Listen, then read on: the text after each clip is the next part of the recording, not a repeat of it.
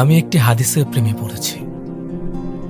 আপনি যখন নিজ কক্ষে নীরবে কান্না করবেন, আল্লাহ তখন ফেরেশতাদের উদ্দেশ্য করে বলেন, কোন জিনিস আমার বান্দার চোখে পানি আনল? ফেরেশতাগণ বলেন, আপনার বান্দা সুখে নেই, আপনার বান্দা অনেকদিন হাসেনি।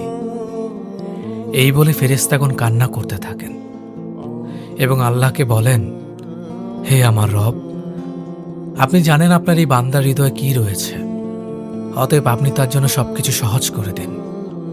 আল্লাহ বলেন, আমার এই বান্দা জীবন থেকে এমন কিছু হারিয়ে ফেলেছে যা সে অধিক ভালোবেসেছিল।